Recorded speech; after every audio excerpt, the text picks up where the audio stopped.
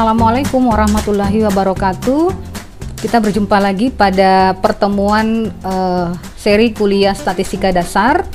Nah, pada pertemuan kali ini kita akan membahas tentang ukuran pemusatan data. Nah, materi ini adalah lanjutan dari materi sebelumnya, yaitu tentang statistika deskriptif. Nah, pada statistika deskriptif, ukuran pemusatan data ini merupakan salah satu cara melakukan proses peringkasan data. Jadi, pada statistika deskriptif itu ada dua proses yang dapat kita lakukan, yaitu proses penyajian data dan proses peringkasan data. Nah, proses penyajian data dapat dilakukan dengan menggunakan cara tabel atau bisa dilakukan dengan menggunakan grafik.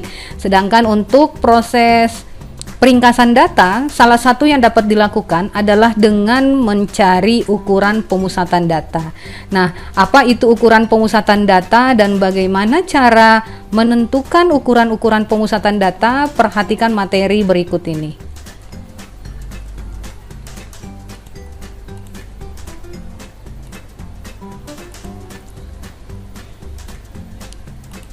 Nah, beberapa hal yang akan kita bahas yaitu apa sih sebenarnya tujuan pembelajaran dari pertemuan kali ini. Kemudian yang kedua adalah apa itu ukuran pemusatan data, dan yang ketiga adalah jenis-jenis ukuran pemusatan data.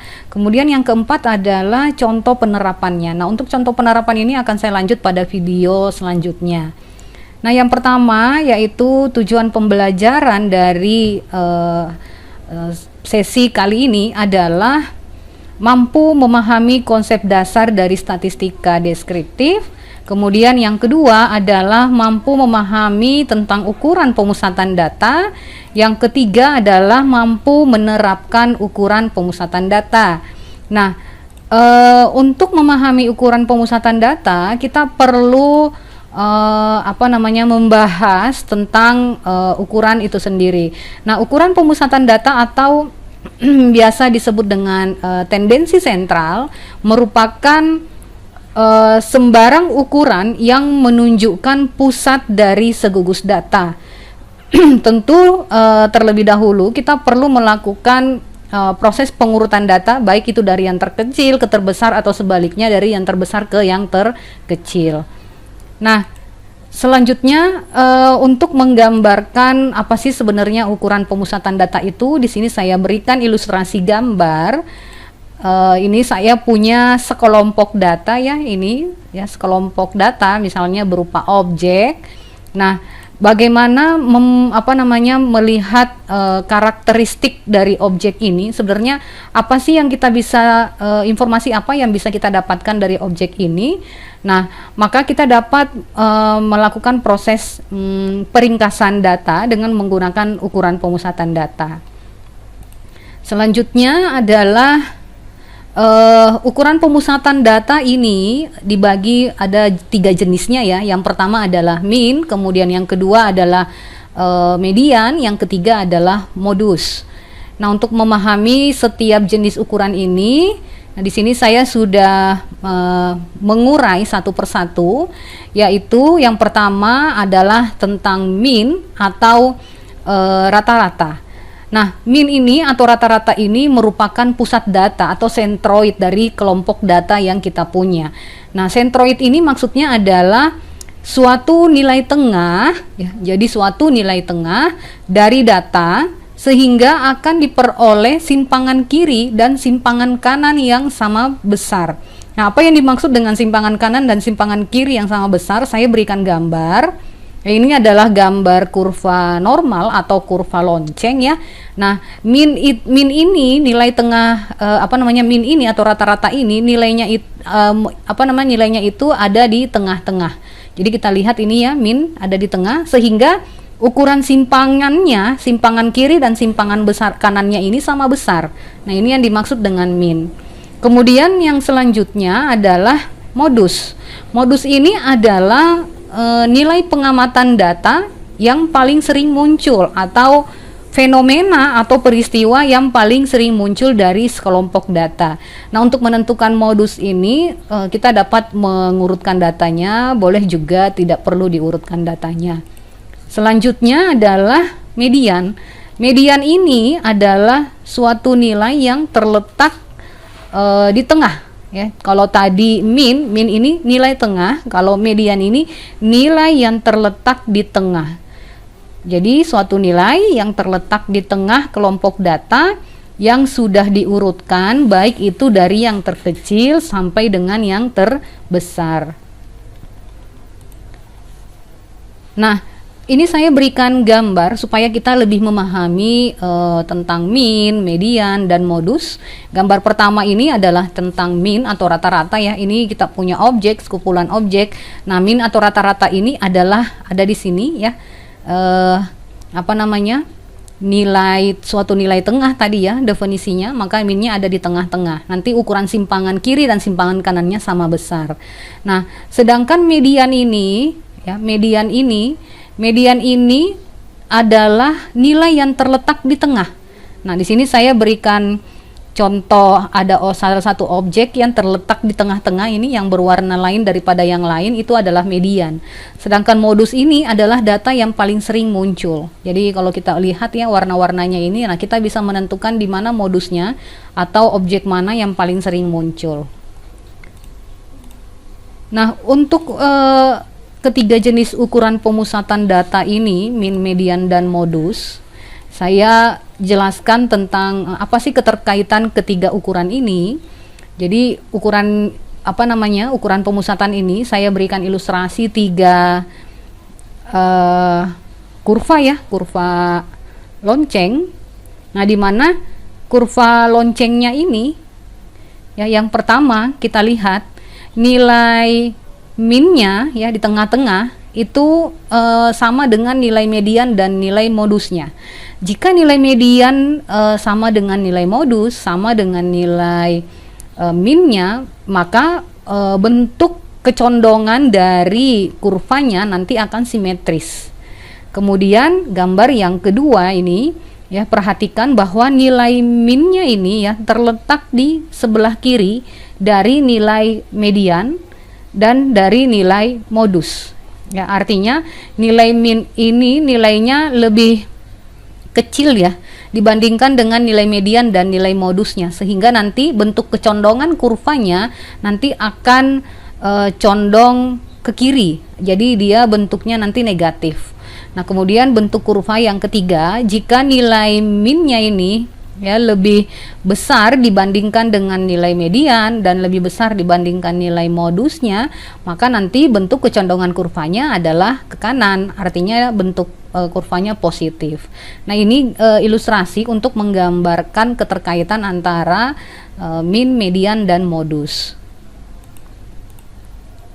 Nah, kita bahas bagaimana menentukan nilai-nilai min, kemudian statistik median, dan statistik modus tadi. Saya mulai untuk bagaimana menentukan nilai min atau rata-rata.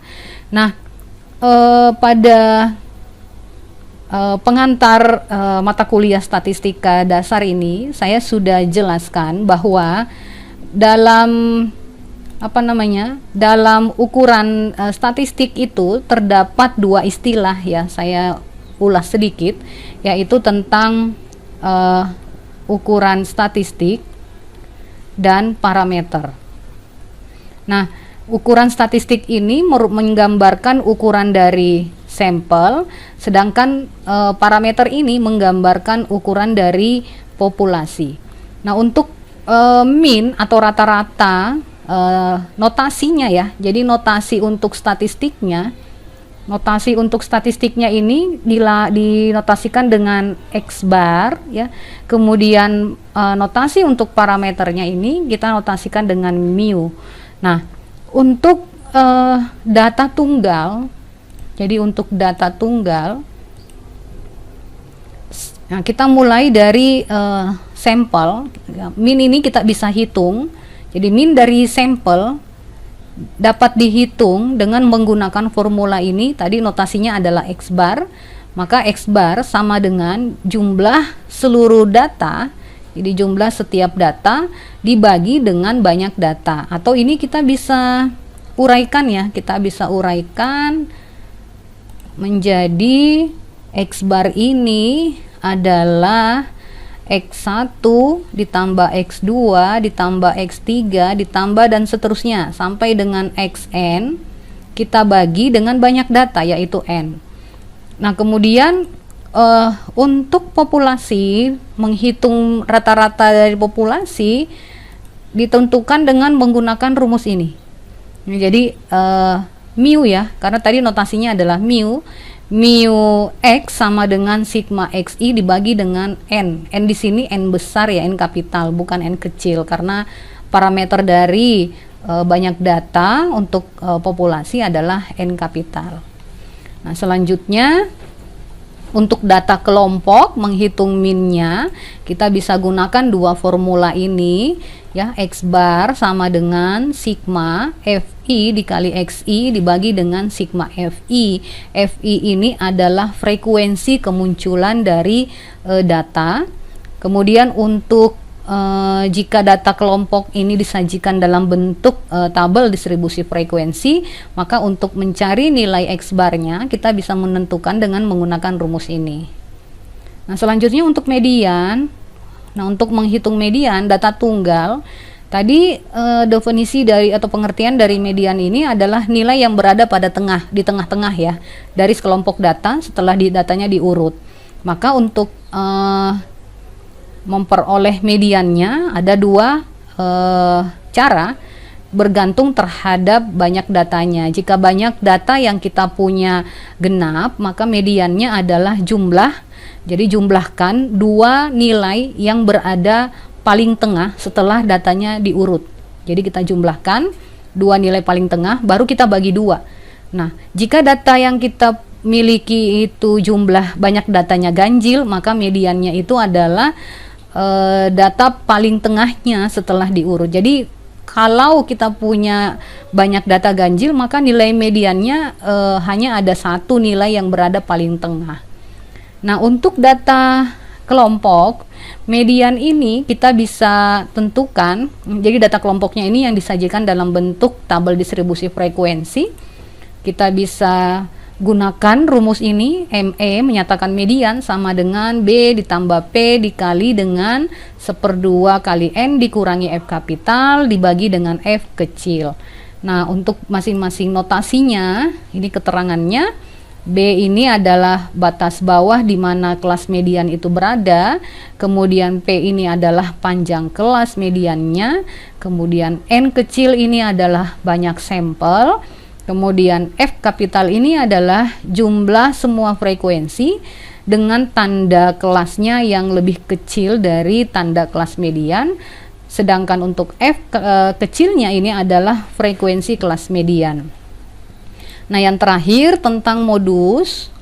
Modus tadi ini definisinya, pengertiannya itu kan adalah peristiwa atau data yang paling sering muncul.